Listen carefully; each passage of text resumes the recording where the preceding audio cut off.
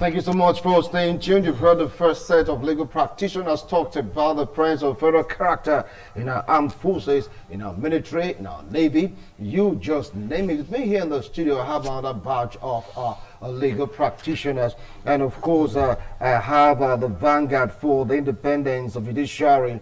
Yeah, being headed by one of our own here in Edo State, Barrister Douglas Obankwa. He's a human rights activist, a legal practitioner. Barrister, welcome to TMI Sunday's edition. It's actually a pleasure to be here. Yeah. Good morning, viewers. It's been like a year plus right now. It's like you've been so busy. I actually, I missed being on this set. So yeah, it's always a refreshing moment for me. Okay. Thanks for having me here. All right. Then, of course, very close to me also is he is a legal practitioner, an Islamic scholar, a human rights activist, a political analyst. Join me to welcome Al-Haji Lao Al-Amin. Hope I got that name correctly this time. Yes. Thank you very much for having me. Good morning, viewers. Well, I believe that while the first panelists were here with me, the discussants were here with me, you picked out some point, like, talking about the presence of Federal Character Commission, and they are members of your own sect, legal practitioners. But from what they've said, Barrister Douglas Obankwa, what do you feel about the suggestion by Naya Abaribe? Though he was stopped, he was appealed to please stop that bill, but Nigerians are thinking about it, that he may be making a lot of sense. I think for us to understand these issues better, it's actually good for us to situate the issue based on the history of this country. Yeah. Nigeria, as you understand, is a federal republic. And when we were going to get our independence sometime around 1958, the minority tribes, being scared of the domination of the majority tribes, complained to the colonial master, the British, and the British government, and they now instituted the Sir Harry Wilkes Commission. It was that Sir Harry Wilkes Commission that, first of all, though they did not use that word federal character, they put in place a platform that we would be able to have proportional representation of every state. Then it was region and tribe in Nigeria. And that is why you find that we find it very appalling and quite unacceptable that in the appointments of service chiefs and other heads of military and paramilitary organizations, the appointments preponderate towards a section of the country. Now, I am one of those that have always condemned what seems to be the lopsided appointments of the Buhari government. Now we're talking policy and not politics, And I have, in an article I wrote, I did say something. I said, President Muhammad Buhari is not the first president of northern extraction that is ruling Nigeria, but he's the first that is guilty of such lopsided appointments. No, he may not agree to that. I have a right to my opinion. There's freedom of speech in this country. The thing I'm trying to say is very, very simple. If you look at the Comptroller General of the Nigerian Fire Service, it's a northerner. The Comptroller General of the Nigerian Security and Civil Defense Corps is a northerner. The Comptroller General of Nigerian Prisons is a northerner. The Comptroller General of Nigerian Customs is a northerner. The Comptroller General of Nigerian Immigration Service is a northerner. The Inspector General of Police is a northerner. The Chief of Army Staff, northerner. Then you look at even the major institutions of state, the Nigerian National Petroleum Corporation, the National Ports Authority. What are we talking about? The truth is very, very clear. When you put it on a tangent, it stands straight. I am someone that has a national outlook to issues. But that is not for you to think as if the rest of us are fools. As far as I'm concerned, our leaders in the South have failed. It is either they are cowards or they are collaborators with these people doing this lopsided appointments of leaders. Now, coming to the issue of what's it called, the federal character in the military. Yes. Senator Naya Abaribe, who is the minority leader of the Senate and also representing the people of Abia South, the bill has been presented for first reading. That was this last Wednesday. The bill was to be presented for second reading. And when the bill, there was debate because they have to give the principles behind the bill. And after the debate, the bill was to be read the second time so that it will now go to the committee stage where you do the nitty-gritty. And when the Senate President put the matter to voice vote, what we saw was that the ayes were louder than the nays. All right. And the Senate President ruled in favor of the nays. And the man, looking at Order 73 of the Senate standing rules, asked for there to be physical counting of senators present. That was what led to a rowdy section. Then, at the end of the day, they now say, okay, it should step the bill down to kill the tension. That could be good because when you have issues that tend to, talk about ethnicity, religion, they are very tenuous issues. Right. We have to manage it in a way that we don't end up escalating the matter. But that bill must be presented again because we have other commissions. We have the National Broadcasting Commission. We'll come to that. We'll come to that. Now, you also know that I'll come back to you. Well, Barrister Al-Amin, you've heard him. He talked about what really transpired in the House. But what do you feel about this? Thank you very much. Let us start with the Constitution. Section 14, subsection 3. Let me just read it out briefly. The composition of the government of the Federation or any of its agencies and the conduct of its affairs shall be carried out in such a manner as to reflect the federal character of Nigeria and the need to promote national unity and also to command national loyalty, thereby ensuring that there shall be no predominance of persons from a few states or from a few ethnic or other sectional groups in that government or in any of its agencies. So this is in the Constitution? It's in the Constitution. All right. Now, you see, if there is any law that runs contrary to the provisions of the Constitution, that law is null and void to the extent of its inconsistency with the provisions of the Constitution. Because the Constitution is the ground norm. Is the ground norm. And let me also read again 14 subsection 2b that says that the 2a says that the sovereignty belongs to the people of Nigeria, from whom the government through this Constitution derives all its powers and authority. So the people of Nigeria, we have the popular sovereignty. Sovereignty belongs to us. Through Constitution, now we give to government. And subsection B, the security and welfare of people shall be the primary purpose of government. The security and welfare of people shall be the primary purpose of government. I will stop there. Now, if you look at the topic on the screen, surmounting insecurity, federal character in the military. Now, just as whichever law run contrary or inconsistent, that is inconsistent with the Constitution, it becomes null and void to the extent of inconsistency, because we have agreed that this Constitution is supreme. It is sovereign. This is the ground norm. Now, the same way, because Almighty God created us, this ground norm, so-called, is also inconsistent to some extent. Note, inconsistent to some extent with the greatest ground norm, and that is the law of Almighty God. Meaning that, and that explains why we are having problems and will continue to have problems. Because you can document laws, to enforce is a different thing entirely. If it's not reasonable, if it's not rational, it cannot be enforceable. There will not be fairness and equity. There will be injustice. People will start crying. You will never be able to solve your problem. Because why? You have deviated from the will of God. What did God say in the Quran? Quran chapter 49 verse 18. That I have created you into nations and tribes for the purpose of identification and not discrimination. And God says that the most honorable of you in the sight of God is he who is most God-fearing, who is most pious. That's what God has said. Meaning that, as far as Almighty God is concerned, wherever you come from is immaterial. We are not saying that it is right. Having documented a law, you have agreed to allow a law to govern you, it's now right for you not to follow that law.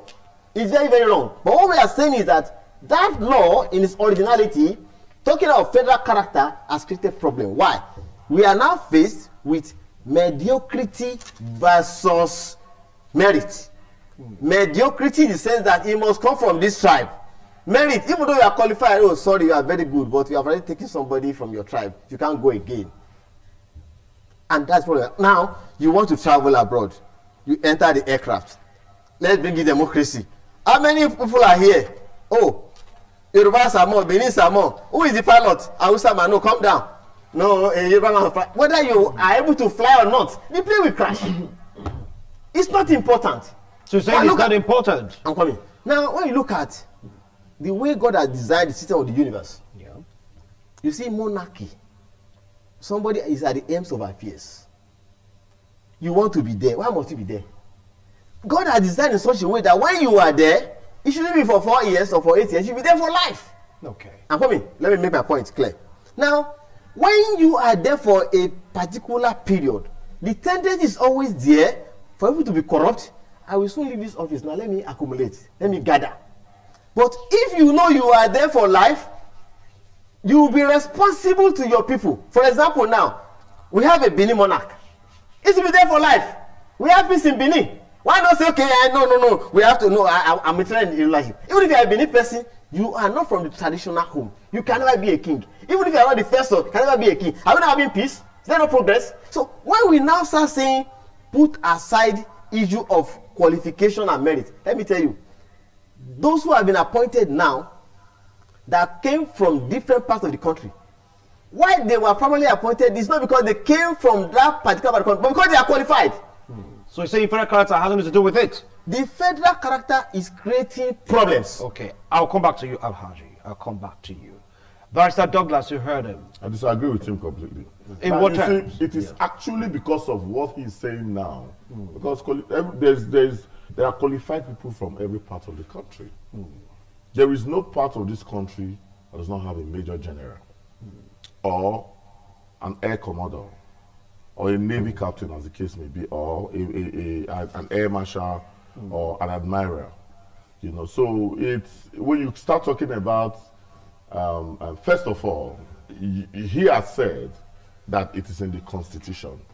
Now, if federal character is in the Constitution, it does not matter how you feel about it. It is what the law says. Section 1, subsection 1 of the Constitution of the Federal Republic of Nigeria, 1999, as amended, states, and I quote, that this Constitution is supreme and its provisions shall have binding force on all authorities and persons throughout the Federal Republic of Nigeria. Every person, including you, I, him, the President, the National Assembly, is bound by this Constitution. But what do we find? We find our leaders sometimes obey the Constitution in breach. Excuse me. In order for them to circumvent some things. You can't tell me go to court. Why did you not go to court to be sworn in as governor or president? They will tell you you are breaching the Constitution. You tell me to go to court. Why didn't you go to court to be sworn in? Those things should stop. Look at section 217, subsection 3 of the same Constitution of the Federal Republic of Nigeria, 1999, as amended. It says that the composition of the officer corps and other ranks of the armed forces of the Federation shall reflect the federal character of Nigeria. So it is a constitutional issue. Again, in part 1, paragraph C of the 3rd schedule of the Constitution, 3rd schedule, the Constitution of the Federal Republic of Nigeria, it stipulates in item 7 there that the Federal Character Commission, okay, wait, hold on. Okay. The Federal Character Commission shall comprise the following members. It now named them. Now, it came now to say that the Federal Character Commission, in giving effect of section 14(3) and 4, which my learned friend has indicated, shall work out an equitable formula subject to the approval of the National Assembly. That's what Senator Abiribe was going to do, that he was stopped. For the distribution of all cadres of posts in the public service of the Federation and state, the armed forces of the Federation, the Nigerian police, and other government security agencies, government-owned companies, and parastatals of the states. There was a federal character. Yes, it's there in our constitution. But the problem that we have, that even the Federal Character Commission itself does not have federal character. Because by its composition, you find that the staff or officers are from a particular part of the country. So I don't want to start, I don't like using vulgar words on television. What's your emotions? No, to express the way I feel about this matter. Yeah. Because some of us believe in the unity of this country. But we not like a situation where a part of the country, we think that we are fools. Let's call it spade a spade. It is wrong. How will the Northerners feel when Jonathan was president? Excuse me. That the chief of army staff was from Edo State. That the Comptroller General Custom was from Ogun State. That the Comptroller General Immigration was from Imo State. And the Comptroller General Prison was from Bayelsa State. The Comptroller General Fire Service was from River State. How will they feel? What you know, when other people do it to you, you will not take it. Don't do it to people. All right, now you just calm down, Barrister Douglas Obankwa. Well, Barrister Amin Alao, you heard your colleague, both of you are in the same profession. He said that doesn't agree with your take, and he quoted some parts copiously of the Constitution to support his claim, the Federal Character Commission right now in the military. Take it up from there. Thank you very much. You see, if you really understand what I'm saying, we are not disputing the fact that the Constitution back up federal character. Appointment of the chairman, Character Commission, the secretary, the 37 commissioners is by the president, and each commissioner from each state. So every state is represented in the Federal Character Commission. Subject to the Constitution. Hold on, Barrister. In the Federal Character Commission, they will nominate, each state will nominate, and then the National Assembly will ratify who we have nominated. But if you look at it, it's not the president that is appointing the chairman and the secretary, as I rightly said. You see, as I as a person, as a human being, I do not care where you come from. I'm not a northerner, and so I can talk confidently. I do not care where you come from. Because if you are there to go and serve, if you are there to go and serve, really to go and serve, and possibly even risk your life, nobody will complain about I'm not being represented. I'm not allowed to play. For example, some of us who are not even northerners, we have guards who are from the north guiding us. You have appointed as an Igbo man, Yoruba man, and a Hausa man as your guard. So that when the robbers come, let him be killed. You are protected. So we are talking of those to go and protect us. You are talking of, it does not come from my place. Is he going to bring money for you to eat or to protect the country? Let him go and risk his life to protect the country. That's what we are talking about. But because people believe that, yes, appointment to position of authority is to grab, is to eat, that is why they are fighting for it. Those who go there to serve don't fight for it. Mandela suffered 37 years in prison. When he came out, he was made president. He was surrounded and said, I'm okay, I'm okay, I'm okay, I'm okay. An average African man wants to die in office. All right, I know, just so you will continue. But from what Naya is saying is that the armed forces, the military, is dominated predominantly from a particular sect in the country. That's his complaint. Thank you very much. Yes. That is what I'm saying.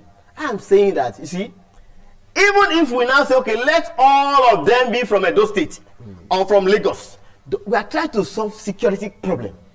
Listen, you see, we are interested in our own selfish, what do I say, the selfish aims. We're talking of how to solve the security challenges. For example, now, look at the bandits, they've entered the forest, the so-called S-men.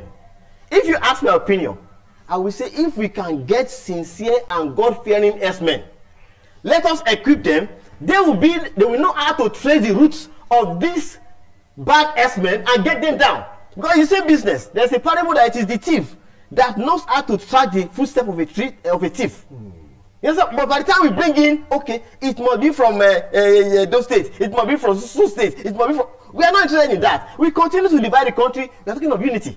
That's what I'm trying to make. All right. That's what, so the point is, if you are going there to serve, to make sacrifice, nobody cares where you come from. But people are always complaining. It's not. Look at the NDDC.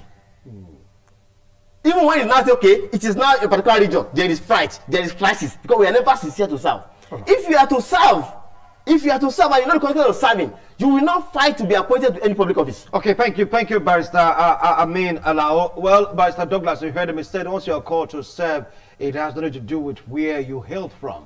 You see, we are lawyers, and as lawyers, we are guided by law, not what we are interested in.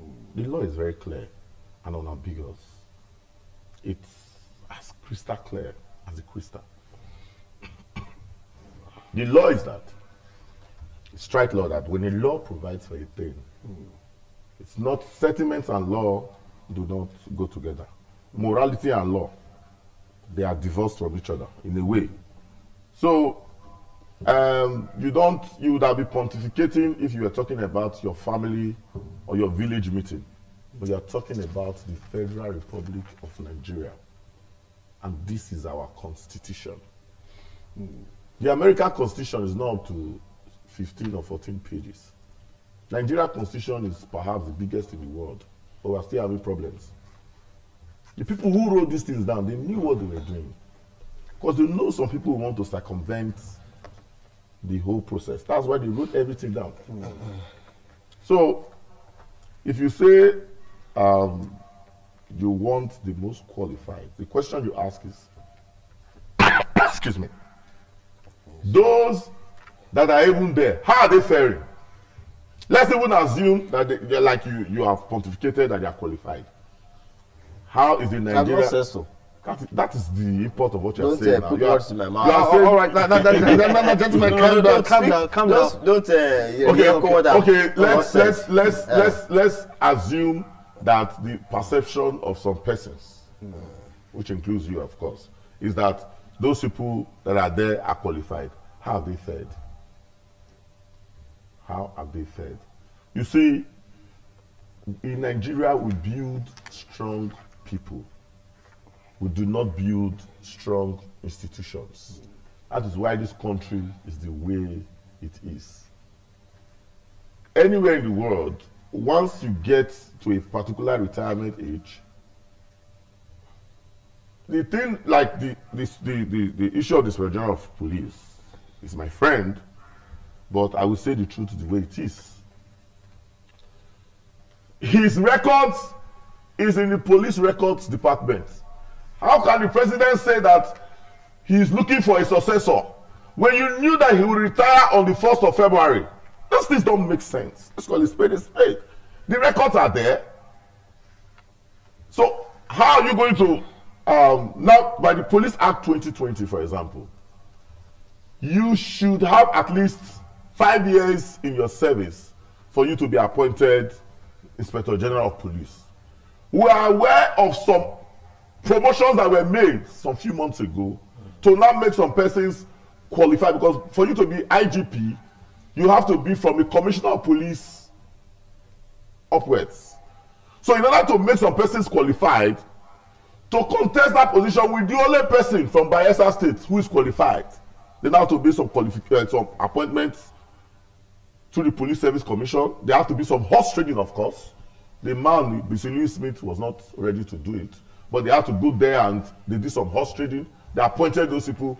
Now you now have those persons, because you need to allow them mature in that they are new commissioner of police. That's why this man is still there. It's not fair. Let's call it a spade a spade. It's not fair. The country belongs to all of us. Us all. It belongs to us all. If an Hausa man is qualified, we'll have fantastic commissioner of police in Edo State. Lawa Jemita was an Hausa man. Fantastic man. When he sees truth, he calls it truth. Same thing, the Yoruba man like Kukumo or the current commissioner of police, Ali Ogbado. We've had some good commissioners. But if you are qualified and you are there, nobody will disturb you. But when you now begin to want to now use the fact that you are in charge to change the cosmics, that is why you see that whether in the military or in the police sometimes, The morale of the officers, they are very low. They are low because they are not happy with the injustice they see in the system. All right, all right. He still say the Constitution reigns supreme. They have said that in the opening remarks. Yes. That the Constitution is the ground norm. All right. We are now saying that the Constitution has not been able to solve the security challenges we have in this country. As far as we are concerned here, we are looking for a way. As far as I'm concerned, what will suit me is how do we get out of these security challenges we have? Okay, let me give you a point. The part of the country that has been most favored when you talk of appointments, when you talk of who have been president, whatever, that part of the country is also having the most serious security challenges as at present. Are we seeing this now? So, but why are we not saying, oh, let those bandits, let them come and be kidnapping our school children here in hundreds? So it doesn't really follow. You see, this world is a place that we have only just Almighty God. If you are not careful, a time will come, the woman will say, no, you are the man, you are the head of the family. We have to rotate it. Yes. But the man remains consistently the head because that is what God has said. Why are now saying that this constitution, this issue of federal character, run contrary to the divine laws of Almighty God? In that case, then you should go and look for a Jesus that come from your village, and go and look for a Muhammad that came from your city. If you have been believing in the Jesus and Muhammad that came from Saudi Arabia and Israel for how many years ago, then by now you think of federal character and say no, this is injustice. So you say Yes. Barrister, you're saying that you're not in terms with this sort of federal character commission. I am not supportive of federal character issue in the constitution. I am not, but I cannot change it. You understand? But it is not solving the problems we have. You see, we are talking of how to solve the problems we have. That's my concern. All right, and Barrister, So, you don't think yes, that having a fair representative of each geopolitical zone in the military, I don't think is going to help in the fight against insurgency as what Inaya Barre is talking about? Don't get me wrong. I'm not speaking against fair representation as well. Okay. I'm not speaking against it at all. I said so the constitution is the ground number, we have to follow it. There should be justice, there should be equity. But all this so-called issue appears to be, there are a lot of hypocrisy about it. People that we appoint to represent us, even some governors, are they there to serve you? Are they there to serve you? So we should not be concerned about where the people come from. The performance, if you are not performing well, get him out. If it's not good, get him out. Put somebody who is better there. That's my own position. I'm not saying those who are there are qualified or they are not qualified. But the issue of tribalism, we need to play less on it. There was a day I submitted in the studio. That issue of your state of origin, where you come from, should stop. You go to some offices, before you see a public servant, you have to fill a form. Where are you coming from? Do you have an appointment? And so on and so forth. Sometimes I turned back. You see, last week, I was opportune to visit the Prime Minister. That is the ESA of Benin. No notice we are coming. And the door was wide open. And he said, anyone that comes to see me has duty to see the person, no matter how small, no matter how big. Because it's what? The ESA of Benin. Professor Mohammed said, one of the traditions, he was telling the governor, as you are going to assume office as a governor, let me give you 3 instructions. 1, your office should be on the ground floor. 2, you should not close your door. And number 3, if anybody comes to see you, do not ask who is that. Okay. And he told him the reasons why. Your office should be on the ground floor because you have those who are lame, who are leper, they have access to you, must have access to you. Number 2, your door should be wide open for this office. And number 3, do not ever ask who is that. Everybody asks to see you. But because we are no longer following the Quran and the Bible, not following the Constitution, you take it nowhere. All right, if thank you. Only one will revert back to God. We have fear of God. The person who is there as an Hausa man, we ensure that he appoints people now considering.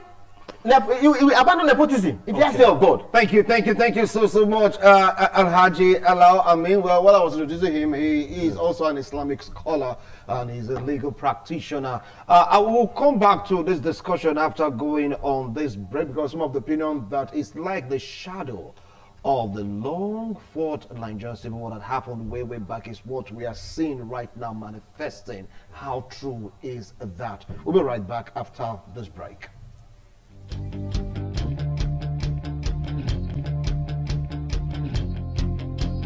Take us to the village we come from. We have a shrine over there, and let us go and swear on that shrine and see whether I am innocent or he is the culprit, whether I am the murderer or he is the culprit. They know that we don't fear that Bible, we don't fear that Quran, but when it comes to our shrine, that one we dare not joke with it. We'll go and tell the truth. The white man who brought the Bible into my country, your continent, the Muslim who brought the Quran, he's the same person who has gone and invented the lie detector test, the chemical interrogation test. I would dare you to go and line up some of your finest policemen, some of your finest heads, some of your finest judges. Make any allegations against me, you included. Whatever questions you want to ask, take me through a chemical interrogation. I will be the one who will pass. I wonder how many of you will pass. You know something, Chief? If we can learn to be bold enough to restore the value of truth in our society, then we will have justice. And I still have two legal practitioners here with me in the studio. One is the one championing the vanguard for the independence of judiciary, Barrister Douglas Obankwa, and of course Alhaji Alao Al-Amin, a legal practitioner and an Islamic scholar. Both of them quoted from the Nigerian Constitution, but they have different ideas on what should really happen when you talk about the proposal which was quashed, so to speak, by a senator from Abia State, Senator Naya Abaribe, talking about the presence of a federal character in the Nigerian armed forces vis-a-vis the military, the Air Force, the Navy, you just name it, and both are given the reasons why they agree to disagree, so to speak, in this particular discourse. Now, some of the opinion that the reason why this is happening, that a particular sector or last stage geopolitical zone or tribe are predominant in the military or armed forces is because of the shadow of the war that was fought long time ago. Talking about over 3 decades, now the Nigerian Civil War. Barrister Douglas Obankwa, do you pitch your tent with this school of thought? I really do feel that though we may have some memories of the war, ordinarily we have passed what I want to call the real effects of the war. You reckon that General Iyenjerika from the Igbo-speaking era has been the Chief of Army Staff during the regime of President Goodluck Jonathan. And I just wanted to also say that it was after the war, which ended on the 15th of January 1970, that some, of the leaders, started thinking about a way of trying to make everybody to have a sense of belonging in the country. That's how the federal character principle started. And I have a saying, I said, those who, when you're driving on the highway, the people in front, they know more. So if you see you're driving on the highway, I see everybody is turning. That follow them and turn before you ask any question. Why do I say that? Our what I call them forebears, or those who came before us, who made the Constitution, because the 1999 Constitution is just an amendment of the 1979 Constitution. They knew that having a scenario where people will have a sense of belonging will assuage suspicion ideas. Else, you will have a situation in either Rwanda or Burundi where a particular tribe is dominating. That was what led to those very dastard wars. The genocide. The Hutus on one side and the Tutsis on one side. But you see that even the fact that Jonathan had become president of Nigeria, it helped assuage the agitation in the Niger Delta. Even while he was vice president, that was when the amnesty issue started in Niger Delta, and they called it, our person is already there. Just like he said, there's really nothing to gain, if your own person is president or whatever, or chief of army staff. But there's this thing like, it's a psychological thing. the person on the street will say, I have a sense of belonging in this country. And by the way, it is in our own interest to follow the rules now. Because when you circumvent the rules today, I always say that when I talk about the judiciary, those that are benefiting from what seems to be the executive control of the judiciary today will become victims tomorrow. Because the system you use today will haunt you tomorrow. Go and ask the people that were there before you. So, if you don't follow the rules today, do not complain when people are now using the same system you use today against you. Because it's the same country, the same system. I don't know why it's so difficult for us in this country to follow laws, to follow the Constitution. Constitution says this. Why not just do it? You will find that countries that follow their laws and their constitution religiously, they have more peace. When people find that this, like, people have this impression that this constitution is like a worthless sheet of paper, I don't have that belief. Because I have been able to use this constitution to save many people that have been oppressed by security agencies. When I go to court and I quote it, and the judge will say, you are right, release this person. Or you don't do that again. You know, you see that this thing, I have seen the constitution come to life as a lawyer. So it's not a worthless sheet of paper. It's very powerful. And we use it to protect the rights of citizens. And so, if a lawyer goes to court, I have too much on my hands like that I would have, and seek for the interpretation of this section that talks about what's it called, a federal character. Character, yeah. No court of law will rule against him. The only thing is that they may want to do, as they do sometimes, is to use technicality to knock you out. And so just for you to do enough research so that if they pass here, you beat them. If they pass here, you beat them. You know, so, but that's what I find when you want to now uphold the law. You see sometimes our jurists, not all the time, they will now go and look for a technicality. Sometimes the one that the other party don't even canvas, they go and get it to knock you out. You know, so I think that it is very opposite for us to, as citizens of this country, follow our constitution. Because that is the sure guarantee. I do not agree with my learned colleague that this constitution has not guaranteed peace. It is this constitution that we have that has guaranteed peace. If you look at the Senate president is from the north, the deputy Senate president is from the south-south. The speaker is from the southwest. The deputy speaker is from the north-central. The minority leader in the Senate is from the north. And if you go to the House now, you see the deputy majority leader is from the southeast. So you see all this balance of power has a way, because that is the same federal character we're talking about. Okay.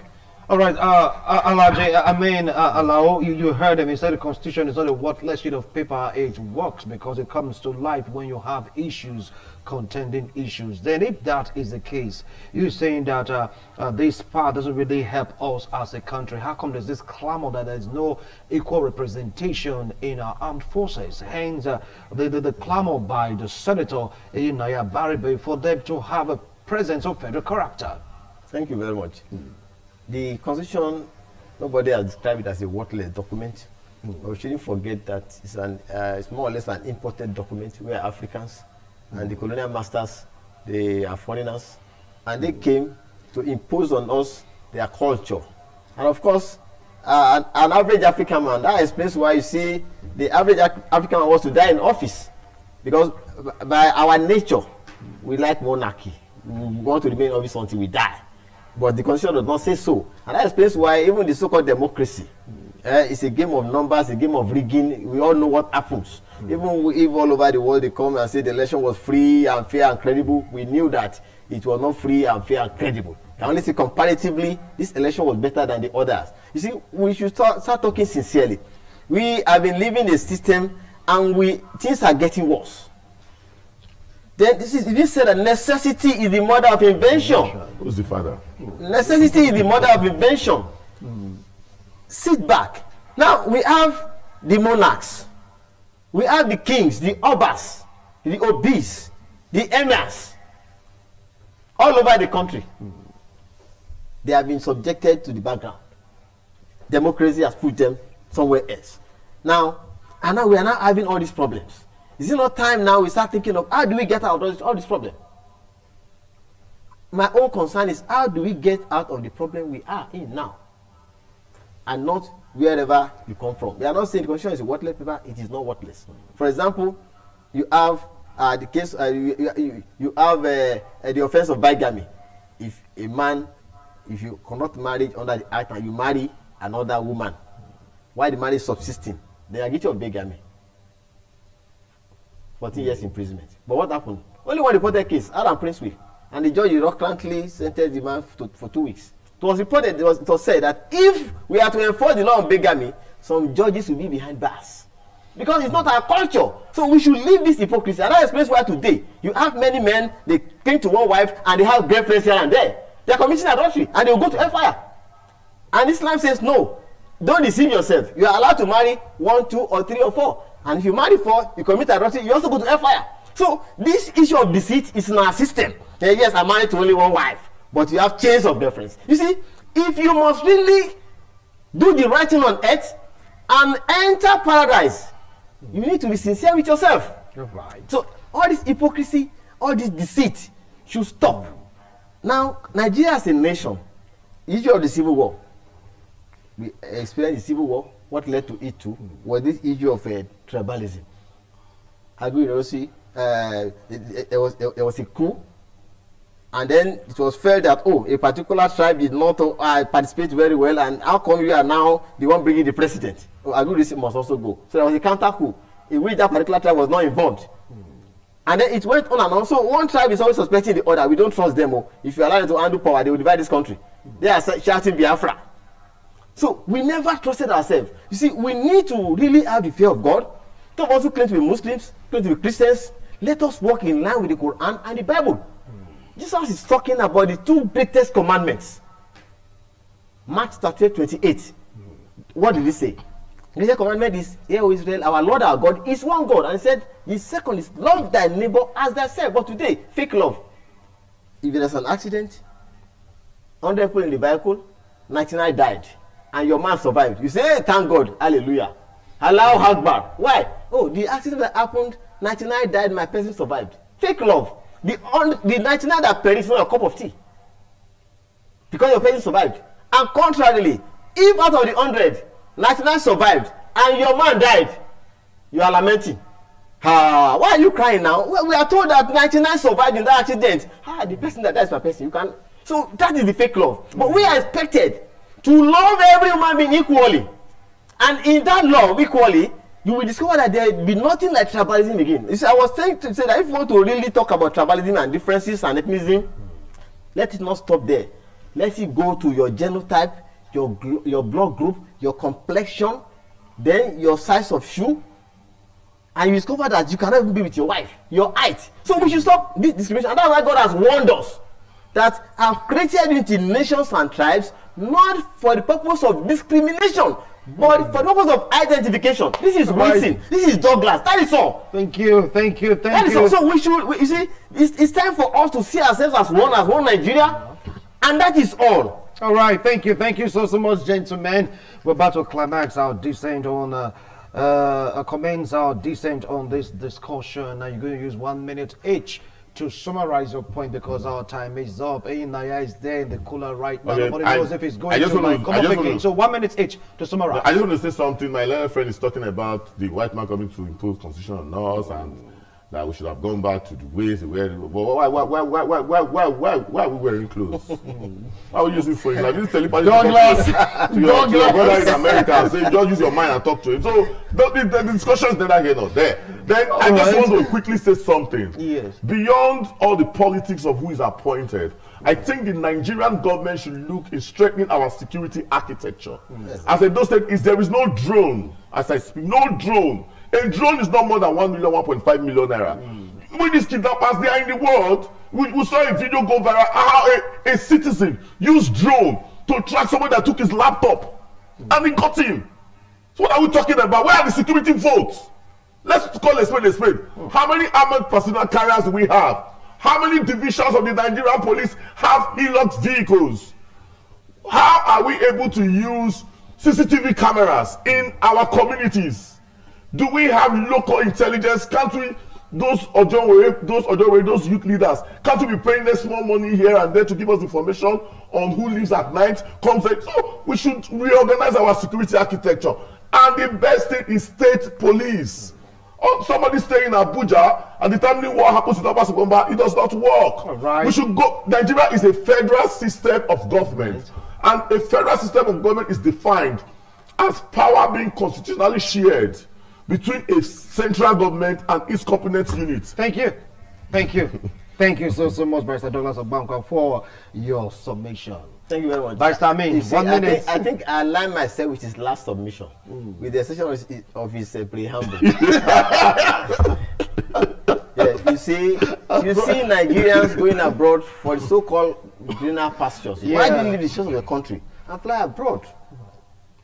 Because what matters is your comfort. Wherever you get it, if it's in UK or South Africa, it doesn't matter. So this issue of tribalism should stop. When you're flying abroad, I always say you cannot fly in the aircraft that was manufactured from your village. But even the AK-47, the AK-47, we're not in Nigeria. So we cannot separate ourselves from other tribes and nations. We should play less on tribalism. The points you are making, drones, technology, you see, when you start talking about tribalism, then you abandon those who are in your state who are not even doing well. Right. So Nigeria is a united country, and Nigerians are one. And there should be we stand for the unity of thank the you. country. Equity and Subject to the Thank you. government doing the right thing. Thank you. We stand for the unity, but the government should share the positions equally among all tribes, Thank you. creeds, Thank you. religions, and states. Douglas, thank you. Barrister Amin, thank you so much. Well, you've heard the opinions of our guests today in the studio. Their opinion, it has nothing to do with ITV, but they did their best possible to make sure they follow the rules and regulations governing the airwaves. Talking about federal character. Bye for now.